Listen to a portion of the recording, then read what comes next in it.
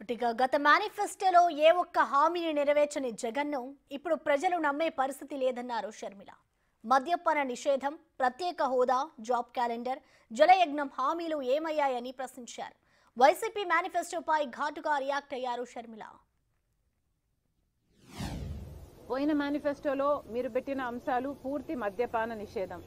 మరి పూర్తి మద్యపాన నిషేధం మీరు ఎందుకు చేయలేదు? పూర్తి మద్యపాన నిషేధం చేయకపోతే మేము ఎలక్షన్లో కూడా ఓట్లు అడగము, మళ్ళీ నెక్స్ట్ టైం వచ్చి అని చెప్పిన మీరు మేనిఫెస్టోలో పెడుతున్నాం మేము అని చెప్పి, మేనిఫెస్టో అంటే మాకు బైబిల్తో సమానము, ఖురాన్తో సమానము, భగవద్గీతతో సమానము అని చెప్పిన మీరు ఈరోజు మేనిఫెస్టోలో మీరు చెప్పిన మాట నిలబెట్టుకోకపోగా ఇప్పుడు మళ్ళీ కొత్త మేనిఫెస్టో రిలీజ్ చేస్తుంటే, మరి పాత మేనిఫెస్టోకు మీరు విలువ ఇవ్వకపోతే మీ కొత్త మేనిఫెస్టోకు ప్రజలు ఎందుకు విలువ ఇవ్వాలి అని కాంగ్రెస్ పార్టీ ప్రశ్నిస్తుంది. పూర్తి మద్యపాన నిషేధం అని చెప్పిన మీరే, మీ సర్కారే ఈరోజు మద్యం అమ్మే స్థాయికి దిగజారింది అంటే మరి మీకైనా మీ మేనిఫెస్టోకైనా ఏమి క్రెడిబిలిటీ ఉంది అని కాంగ్రెస్ పార్టీ ప్రశ్నిస్తుంది.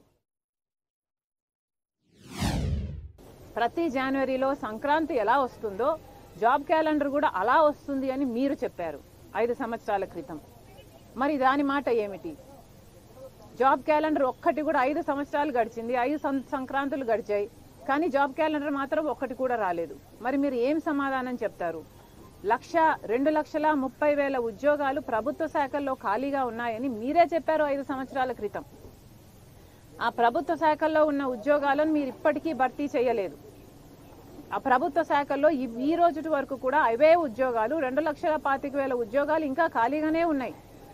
మరి దానికైతే ఏమిటి? మరి బిడ్డలకు ఉద్యోగాలు ఎందుకు ఇవ్వటం లేదు? మీ కార్యకర్తలకు మాత్రం వాలంటరీ ఉద్యోగాలు ఇచ్చి అవి ప్రభుత్వ ఉద్యోగాలుగా చూపించి మభ్యపెట్టే ప్రయత్నం చేస్తున్నారు అంటే ఇంతకంటే దిగజారుడు రాజకీయం ఇంకొకటి ఉందా? ఇప్పుడు ఎలక్షన్లకు 2 నెలలు ఉందనంగా మీరు 6,000 డిఎస్సి టీచర్ ఉద్యోగాలతో ఒక దగా డిఎస్సి ఇచ్చారు. మరి ఇది బిడ్డలను మోసం చేయడం కాదా? దీనికి ఏం సమాధానం చెప్తారు? మీ మేనిఫెస్టోలో పోయినసారి మీరే విలువ ఇవ్వకపోతే మీరు పెట్టిన అంశాలకు మీ కొత్త మేనిఫెస్టోకి ఏ విలువ ఉంటుంది, మీరు ఏ క్రెడిబిలిటీ ఉంటుంది అని కాంగ్రెస్ పార్టీ ప్రశ్నిస్తుంది.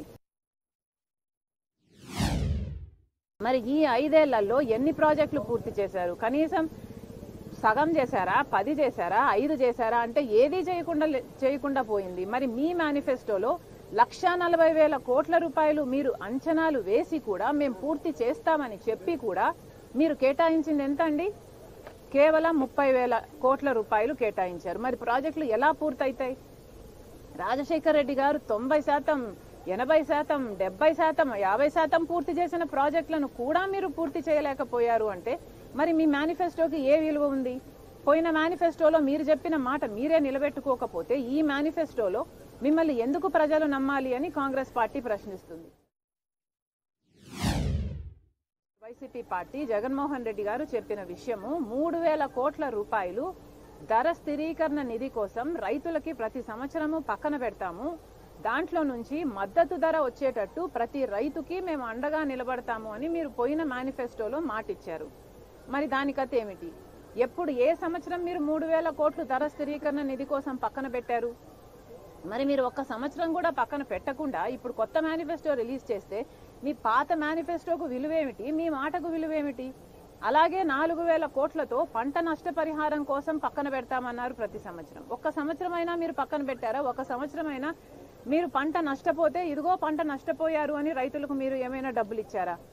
కనీసం రాజశేఖర్ రెడ్డి గారు ఇచ్చిన డ్రిప్ సబ్సిడీ కూడా ఇప్పుడు లేకుండా మీరు ఎత్తేశారు అంటే మరి మీరు ప్రజలకు ఏం సమాధానం ఇస్తారు?